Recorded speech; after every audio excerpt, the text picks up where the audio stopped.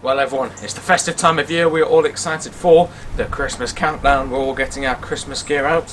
So I've got a nice car themed jumper here, but to be honest, while I am excited for Christmas of course, as everyone should be, I'm excited doubly for another reason, and that is because we have acquired my first car. And if that wasn't exciting enough, this first car is yellow. So in today's video I will be showing you around and talking a little bit about my very first car, which is in yellow. Sadly it's not the MX-5. I've just come inside now because it is a very chilly day, and this isn't actually the thickest of jumpers despite being a Christmas jumper. I'm just going to talk a little bit about what criteria I had, and it sort of applies to anyone buying a first car in 2024, 2025.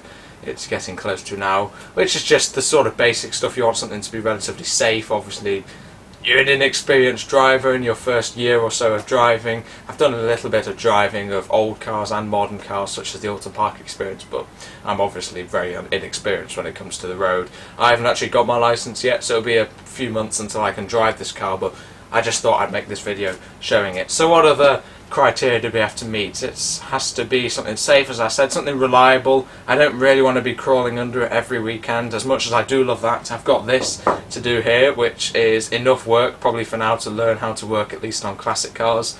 And that brings me on to the point that I know CarTraction is a classic car YouTube channel, but I thought you guys would be interested just to see my first car, even though it is a more modern era car, just because it's not really feasible to have a classic car as your first car. I would have loved to run something like the Standard or even a modern classic like the Mark 1 Mazda MX-5 here, and while as soon as I can I will acquire a first classic car, it's just not feasible for the lack of experience with your first car. So it is a modern era car, but please do stay with me because I quite like it, to be honest. You need something safe, reliable. What else is there? Practical, I suppose. It's got quite a big boot, the car that we've chosen.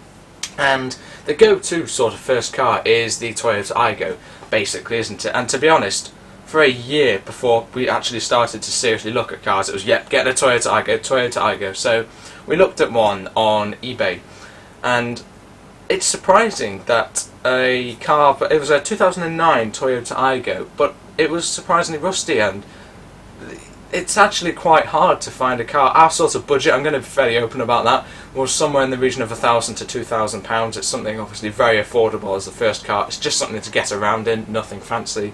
So that's why I always thought Toyota Aygo is the perfect car. Small car, easy to manoeuvre, little 3-cylinder engine of course. But to be honest, when we started looking at them, they suffered really quite badly with rust. So after looking at this Aygo, we decided that an Aygo probably really wasn't the car from us. It was there's also the Citroen C1 and the Peugeot 107, which is all built on the same platform. But we found that actually those seemed to quite badly corrode underneath. This Aygo we looked at, the front subframe was a bit squishy and the sills were a little bit sus, you could say. So the day after that day, which was I think a week ago now, on Saturday we looked at a Toyota Aygo and thought, no, this is a little bit too rusty. And that evening we thought, oh, what about this, which is the car I have now bought. And the next day we looked at this car that we thought, oh, what about that, and that car is just outside. So I think it is time for the big reveal.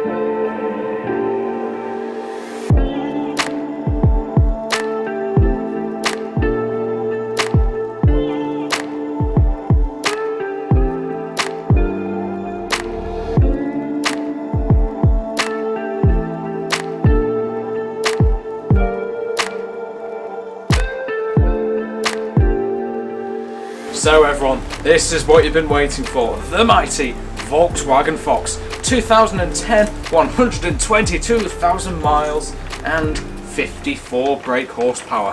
What a car! You may be yelling at your screens, why the Volkswagen Fox for Mr. CarTraction? Well, there are several reasons we bought this car, to be honest. As I said, the story starts with the Aygo we looked at. It was a 5-door Aygo, 2008, just over 100,000 miles, and the front subframe was a little bit squishy. So the evening after, I just did another search. As I said, I was sort of committed to an Igo for a while, but this all happened very fast really, and I did a little search for other Group 1 insurance cars, and these came up, which was probably my favourite option out of all the other Group 1 insurance threshold cars. And I did a little bit of research about these, and to be honest, they seemed like quite a good car, at least just in the research. One of the main aspects of this car that I think just places it so much higher in sort of quality and usability for a first car is the chassis is galvanised, so there's not one speck of rust on this car anywhere underneath, subframe, etc. It's all galvanised, which means it's just such a weight off your shoulders. It's just so much better, which leads me to think maybe this is a slightly higher quality car than the likes of an Igo. I'm sorry if there's a little bit of tapping. The garage door is also banging away. It's a windy old day today, and I've forgotten what I was saying. Another good thing about this car is that while it does have high mileage, it has good history. It has 2 lady owners and an owner who bought the car new,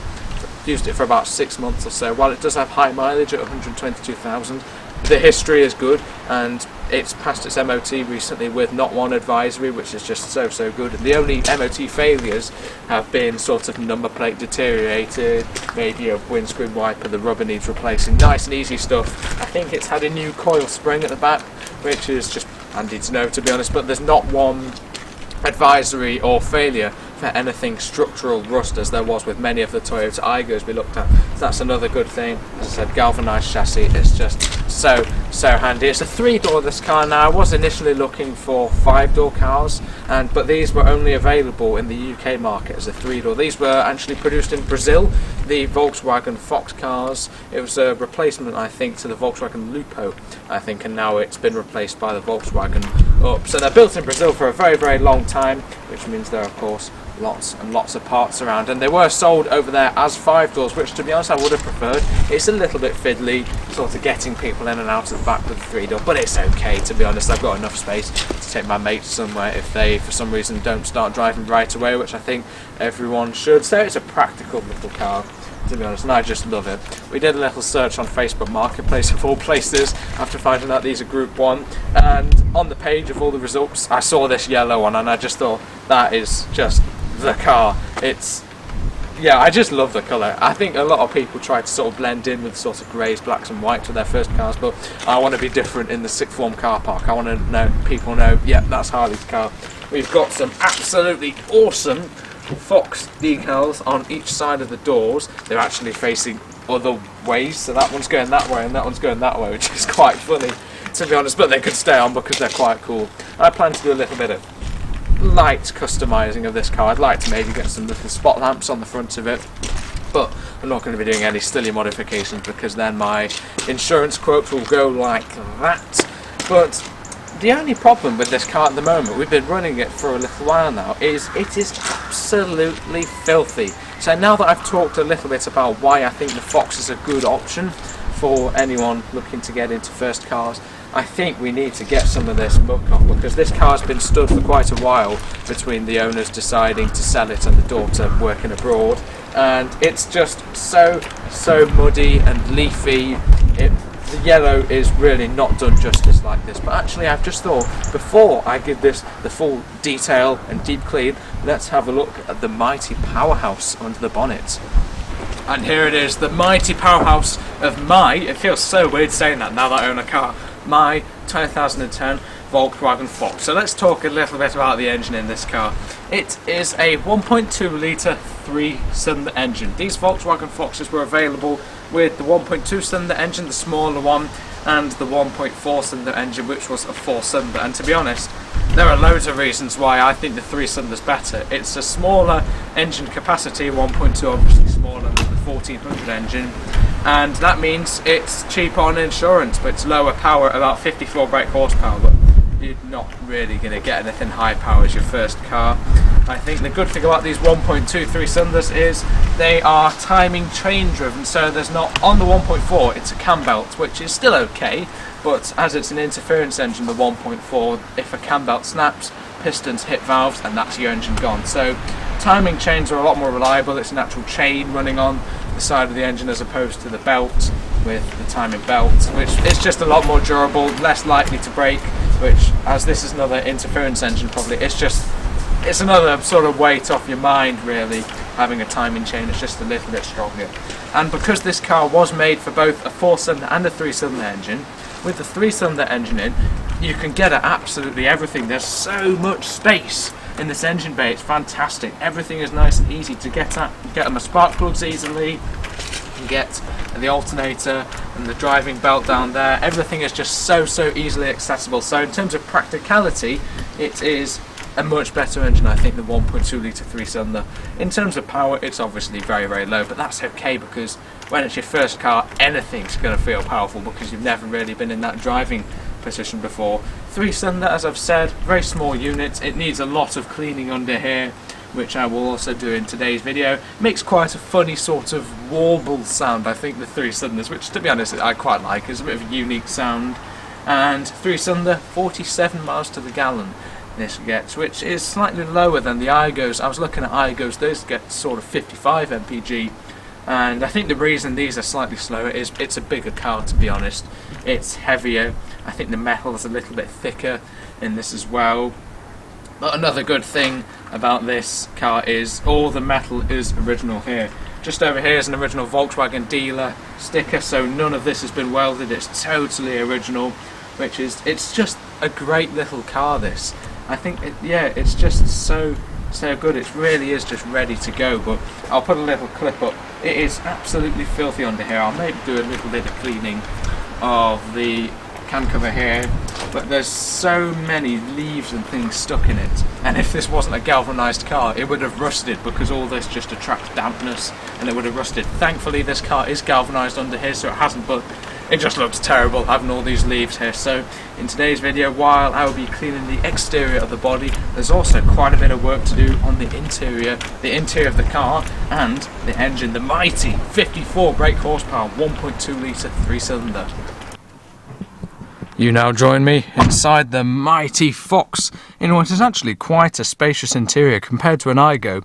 There's so much more space in here, and the doors just feel that little bit thicker in case I were to get in a crash, which I hopefully wouldn't. We have a 5-speed manual with reverse down and over there, which, to be honest, is quite a nice gearbox to use. Where's third? Third is a little bit funny on this car. All this works okay, which is very good, and I'm happy with the interior of this car, how it is, to be honest. You can see huge doors, and then the actually surprisingly spacious compartment at the back as well. These seats obviously have to move forwards. I think we'll give it a little start up. We have a neutral, aren't we? Yes, we are.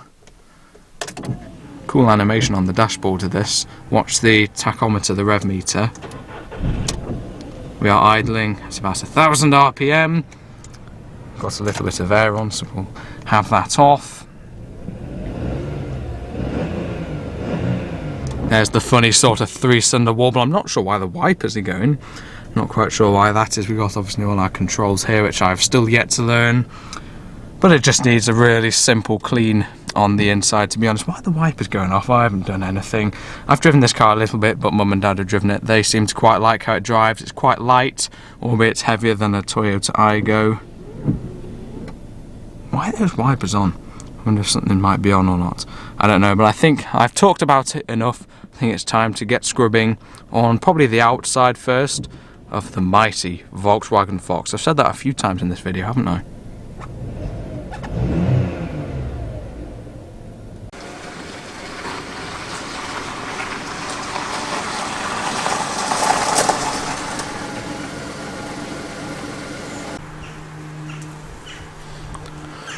I never thought I'd see the day.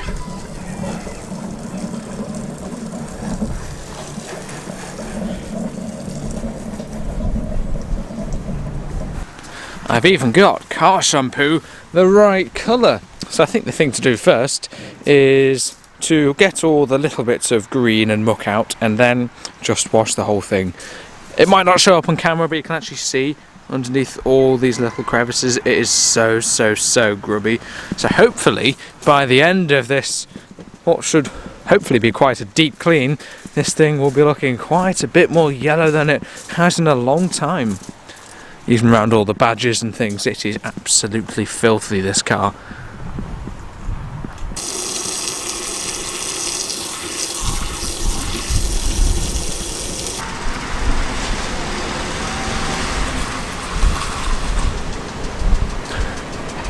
brake testing. What's he doing?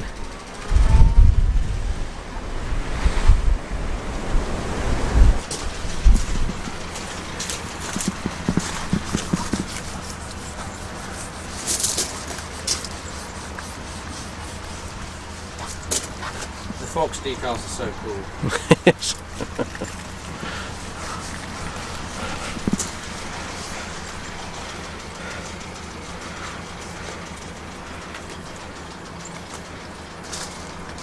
Going around doing all the little bits first. All the little edges first. Yeah. It's not seen much use this year, I don't think. It's been sacked. Yes. We're getting all these little annoying bits done around the door struts. That's it. Do all the edges first, and then wash the rest of it when you're over. Also inside the fuel filler. What's it like in here? I haven't looked at them. You haven't looked? Bit of detailing required. We haven't filled it yet. There's about a quarter's worth of fuel in it. Yeah, but yeah, all these sort of bits and bobs here. Anywhere where damp can sort of accumulate. Yeah, like that bit. Yeah, that's it. Yeah. Just leave it open. Yeah. You're doing a grand job. Thank you. So you got all the gloopy, old sort of cobwebby, sort of spider's egg things in there. I don't really know which bit to do first. We'll just sort of do it. Yeah, we'll just do all the edges first, and then wash the rest of it afterwards. So, Probably do the inside of the door shut now. yeah. Yeah, I mean it's all properly solid in here. Just wants a bit of a sponge. Galvanised. Yeah. Oh yeah, like that. Yeah, that's it. All these little nooks and crannies. When you open the door and it all looks immaculate, then it shows it's looked after. Yeah, you see all the gunge under there. It's that easy. It'll just come off. Yeah, well, it's nice and soft because it's been raining for the last 300 years. Original dealer plate on the back, matching the little sticker in the back window, which I'm trying to persuade Harley to keep. He wants to take it off. That should stay. Let me know in the comments. Let him know in his comments. And the tax disc holder Ridgeway of Newbury. It's had a replacement plate on the front. One of the previous MOTs picked that up, saying it was a little bit, I don't know, discoloured or something, so that's been replaced in the last year or two. And again, Ridgeway of Reading up there, little sticker. Yeah, it's all part of its history, isn't it? I shall keep him quiet for a little while.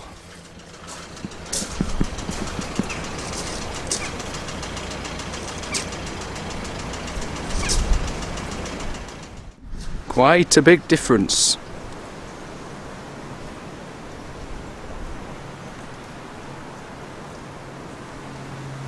Thanks to Mum for some help with some of the under bonnet work. It's looking a lot better around these places now.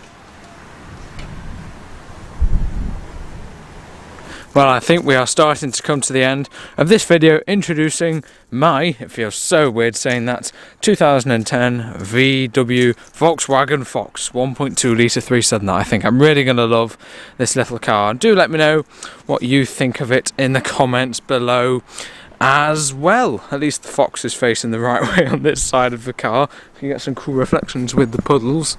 Ooh, yellow cars. Very, very cool. So do let me know all that. There's obviously going to be no change to the usual classic vehicle content. This will be the last day of us having the Ferguson TE820 tractor. That's going tomorrow at time of recording. But we're still going to be messing around with the classic cars. You may just see this popping up on the channel homepage from now. And then to do all that, make sure to subscribe if you want to see more of this car and of course the classic cars, and to make sure to keep up to date into maybe a year or so's time where I will be actually driving a classic car as soon as possible. I will be. There's still a few things I'd like to do with this car, e.g. spot lamps and some little wheel cap covers, so we're not done yet, but today was just a little detailing and cleaning, which has come out quite nicely. Oh, well, Mercedes just went past. So yeah, I'm going to stop waffling now. Do subscribe, like the video, check out the channel homepage. Uploads every Sunday. And if you can't wait for that, there are over 200 classic car and modern classic. I don't know, it's not a modern classic, is it? It's a modern car. Anyway, over 200 classic car related videos on the channel homepage. And goodbye, and thanks for watching.